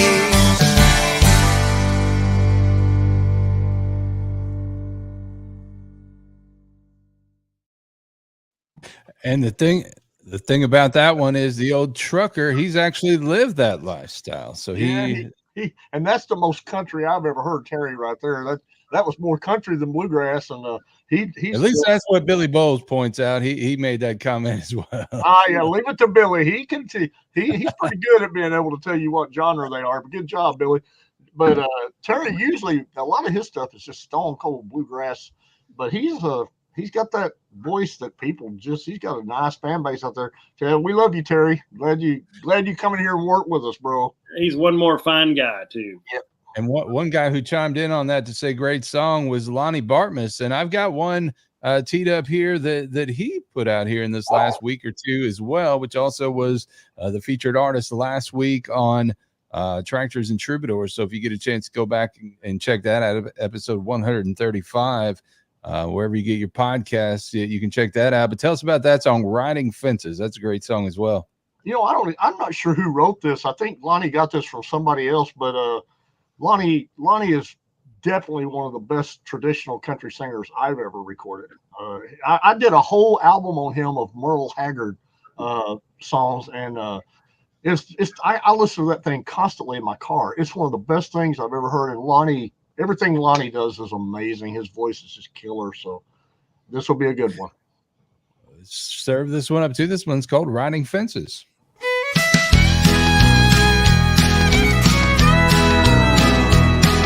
could head on down to Frisco, spend the day there on the bay. Drive on down the coast, make our way up to L.A. Spend the night sipping wine, overlooking that big ocean view. But to tell the truth, I'd rather be riding fences with you. Working side by side, there's nothing else I'd rather do, except maybe watch you ride away in your cowgirl jeans. That's what I call a view. Of all the things out there we could go and do, I'd rather be riding fences with you. I love the days when you and me get caught out in the dark.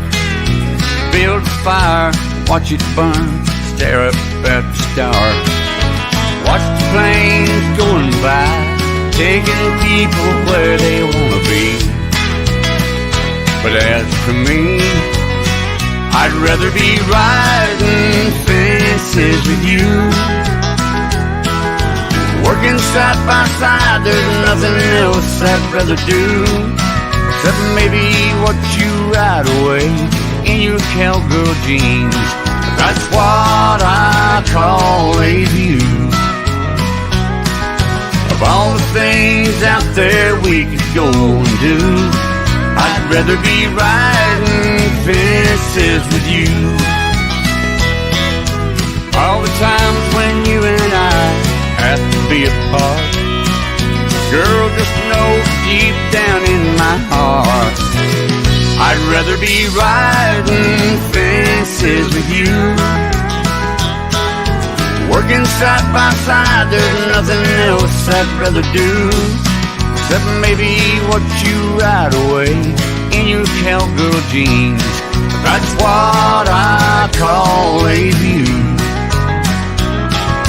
Of all the things out there we could go and do, I'd rather be riding fences with you.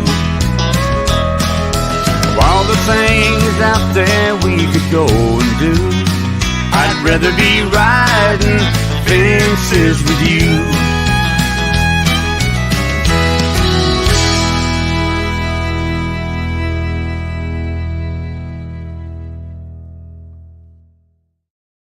Two great songs coming out of the Clarksville Creative Sound Studios. Curt, what else is going on there? What else should we be paying attention to? Well, Lonnie's coming back in here next week, and he's going to do a couple of more things. And if you like traditional country music, those two guys you just play, it just doesn't get much better than those guys. So we're looking forward to putting out some more stuff with Lonnie and Terry. And we got some other folks coming in, so it's going to be a busy week here. And I'm hoping we get back to filming our show soon. So hopefully in the next couple of weeks we can get back on track with that too. And it just never stops, guys. We just keep plugging away, and but it's fun. I'm enjoying it. We've got enough ideas for more than a whole season worth of shows. So there's no, and that show kind of writes itself, because it just, it's so. Well, I want to say real quick to Tommy, I told Braden about Steve's idea for one of the episodes where he would actually take the Corvette or whatever. And I told him, I said, Braden, Tommy doesn't want you to do that because he thinks you're a good kid and he don't want to make you out to be a bad kid. Braden goes, I knew I loved him. See, that's Braden right there. I knew I loved him. Well, and by the way, that's what we're talking about. Family-friendly values, right? These are all good kids. Braden's great. Jaden's great. Evie Mae's great. Obviously, I love Noah, even though sometimes I have to get on to him. But, at the end of the day, what I want people to know about this show is, not only is it about these kids learning how to be musicians and be recording artists, but they're good kids. And I want people to know that. And they need to see that because, look, there's a lot of things going on in this world right now. And there's a lot of kids that, don't necessarily make good decisions because social media doesn't allow that, right? But we have the opportunity to put a show together that will give them the ability to watch these kids that are great kids. And, I hope that people can see that. I think that's important. I think it's real important. And you know, there's a little bit of a competitive spirit there, but it's all in fun, and it's all but the thing that prevails most of all, and you see that, and you'll see it in the show, and we see it every day when these kids all get together, is that they are they're each other's biggest cheerleaders. Yeah, they are. It's true. Yeah, and you know, part of why Noah's doing this is not only, you know, Curt, you took a chance on him and took him in the studio, but you know, Braden, Jaden, and Evie Mae have been so kind to Noah. That's not true. I would not say that at all. And they've been encouraging to Noah. Wow. See, I'll tell you what. I know they pay him a lot of money for him to say these things, because he is straight up lying. I'll sell each of you after this episode. I know they love you, Noah. I know they love you, and I know you love them, man. You guys struck up a hell of a friendship, and I was happy to see that. Well, and back to the cool thing about the show, you never know, and I can say this with all honesty, you never know who might make an appearance on this show. You That's know, true. and we've got this core group of young artists, but we've got, you know, people like Terry and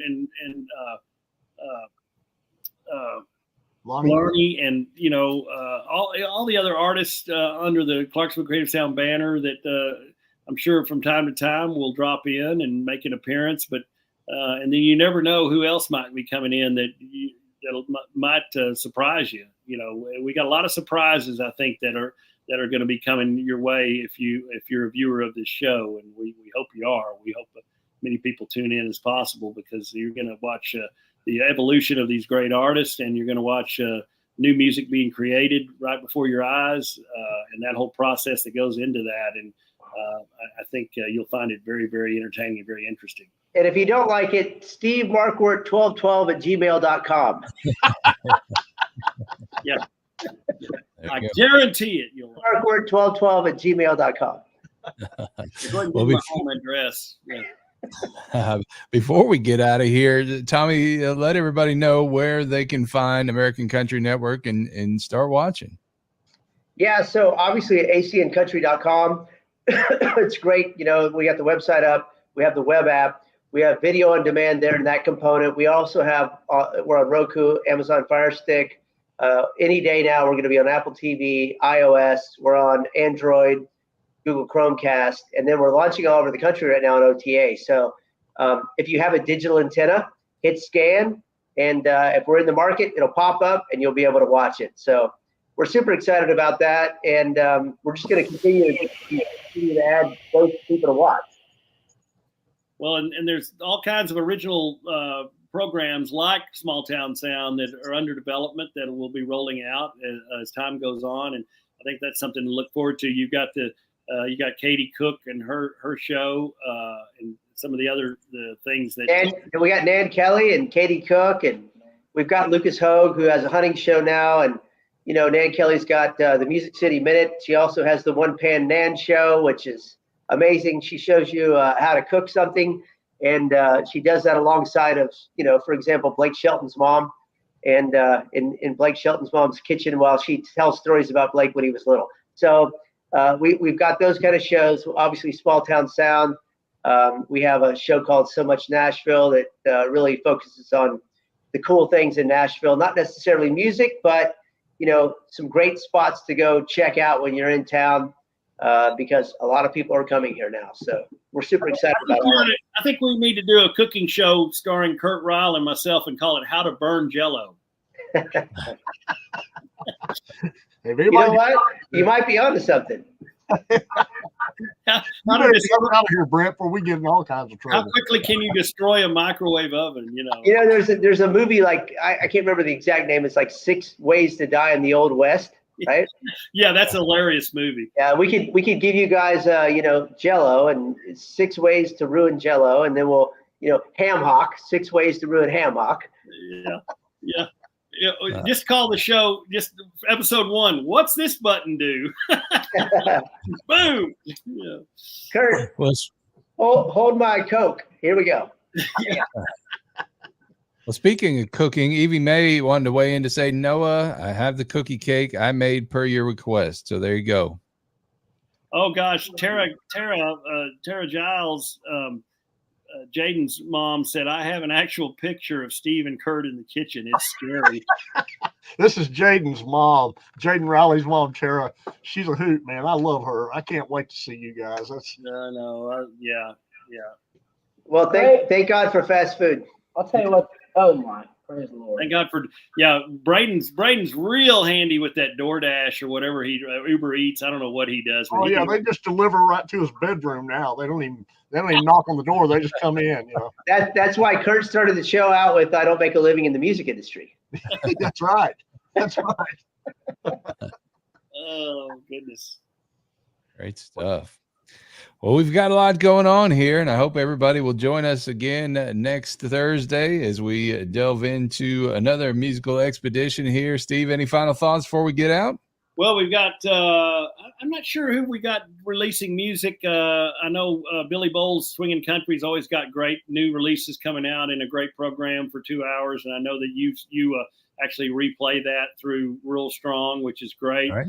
So I encourage everybody to continue to tune into Billy's show. It is truly traditional country and Western swing at its best. And Billy's a real steward of preserving and promoting that. So definitely want to tune into that. And I also want to encourage everybody, if you want to purchase and stream music for any Clarksville Creative Sound artist, you can do it through all the different platforms, but we strongly encourage you to do it through I2I Records, run by Dina Wood and Indie Express, because it puts more revenue into the pocket of the artist instead of out there, through the traditional streaming method. So if you really want to support our artists, do your streaming through I2I, and that'll allow the artists to retain what they deserve and allow them to keep coming back and making more good music. Yeah, we want to say hi to Carrie Romero out there, and she's going to be releasing a song here pretty soon too. So we'll keep you all updated on this stuff as we get closer. The Josie nominated. Yes, Carrie Romero. oh, is she? Carrie is. Yeah, she's nominated. Yeah, I'll be darned. Wow, that's great. That's going to be fun. Jaden also has a cover and an original coming out soon. So Jaden Riley, be watching for that. So Jill's going to come in for that. So Tommy, you got all the three of you and Reagan and Noah definitely need to plan on coming to the Josies as well. We will definitely be there with bells on. And I would like to leave everybody with a poem from a great poet. Uh-oh. I wish I was down on some blue bayou with a bamboo cane stuck in my hand. But the road I'm on doesn't seem to go there. So I'll just dream and keep on being the way I am. The great Merle Haggard. The great Merle. I love that. Love that. I love it. Well, in the words of the great Bob Dylan, the sun's not yellow, it's chicken. I don't know what Bob was thinking that day, but I like it. I love it. Well, I tell you what, we have kept everybody a long time, almost 2 hours tonight. We're close to setting a record here, I believe. But let's keep going. We appreciate everybody hanging with us and tuning in, and there's lots of good things to come with this show, and certainly with American Country Network, Clarksville Creative Sound, and everything we're all doing together to put out the best real country music that we can. All right. This is one of the most fun shows out there, guys. I'm telling you right now. I always enjoy being on the show. It's just fun. But there's never a dull moment. So it is. Yeah. Brent, would you mind putting Steve's number at the bottom? We're going to do a telethon for the next 30 minutes. I need a GoFundMe thing. Yeah, it'd be great. What is it? Next week, 333-1212, I think. And Steve Markwardt 1212@gmail.com. That's how that works. You have a daughter who's blonde. Still looking. Please sure put her number in the comments section. I know a guy. Operators are standing by now. We appreciate everybody that chimed in, for your comments and all that, and spread the word about this show. And we'll be watching for some new things as far as like these reaction videos and things like that. We're going to have a lot of fun with that as well. Yeah. Again, the page, the Musical Expeditionaries page is out there. Make sure you go like it. Again, we'll be sending out a few requests to follow that page as well. We'll start streaming there in just 59 more sleeps. Thank you to Facebook, but we'll get there. And in the meantime, you can find it everywhere you've been finding it here. And we encourage you to keep sharing it and telling a friend so we can keep growing the audience for this thing because we're just getting started with it. And Tommy and Noah and Curt, thanks so much for stopping by here. You guys are family. You're welcome anytime. And we'll just keep the conversation going. Thank you. Thanks, guys. I love it. Thank you guys for having us on. It was a lot of fun. Thanks, guys. Looking forward to seeing y'all real soon up there in Nashville and Clarksville. So we'll be up there before you know it. So Brent, good show. Thank you. Yes, sir. Yeah, absolutely. And we'll be back again next week. We're working on some other shows. I can tell you we're working to get John Paycheck, the son of the country music legend Johnny Paycheck, on. And John was actually in the stockyards today at Billy Bob's. He's beating on doors down there. He spent 30 years in the military and in defense contracting. He's getting ready to retire from that gig. Owns a lavender farm now in Virginia, just outside of D.C. And, he's put out some really good stuff here in the last couple of years, but he's looking to do this more full time. He's purchased a bus and putting a band together and looking to hit the road. And he's been knocking on a bunch of doors in the Dallas-Fort Worth area here the last few days. And we're going to talk to him about that and a little bit about the career. And I just released a new single that we'll share for you. So we'll give you more details on that coming up here and see what else comes up in the next few weeks. We got some cool stuff lined up. I appreciate you making a plea for Crystal Gale to do a duet with me. I don't know. I tried. We'll see. I haven't closed the door on it yet. I know a girl named, hey, if it doesn't work out, I know a girl that's just named Gail. So we can. She's a sweet girl. All right. Well, I'll take whatever I can get at this point. Hey, Steve, I'll do a duo with you. There you go. All Let right. me put my wife's wig on, Steve. I'll do one with you. Yeah, Let's do it. It's a trio now. It's Curt, Steve, and Tommy show. that's right. Don't Well, get started for us. look, I figure Here it goes. Here we go. see, what's the name of that song right there? Talking in Your Sleep. What is Yep. Crystal Gale's one of your biggest hits? Talking in Your Sleep. So, There you go. there's some synergy there. I see it. Yeah, Crystal, if you're watching right now, Steve wants to do a duo with you. Yeah. She didn't say no. Let's just put She it that didn't way. say, yeah, it's kind of like Jim Carrey. What are the chances of you and I doing a duet together? I'd say 1,000,000 to 1. So you're saying there's a chance. That's right. That's right. Hey, Steve, you never know. Anything's possible. Anything's possible. Yeah, Yeah. that's right. Was it Wayne Gretzky that said you miss 100% of the shots you never take? So That's right. When I was a kid in Sunday school, we used to sing this song, Nothing's Impossible When You Put Your Faith in God. that's Whoa, right. Remember that song? Yeah, dude. Yeah. Well, then there are times when God says very clearly to me, "Easy, big guy." That's good. All good. Well, I tell you what, we'll let everybody get on with their night or get to bed or whatever you're going to do, but we'll check back again next week at this time, 9 p.m. Eastern, 8 p.m. Central for the Musical Expeditionaries presented by Clarksville Creative Sound and the American Country Network. We hope you enjoyed it. We'll see you again next week. Thank you. Adios. Thank y'all. Adios. Yeah, Steve.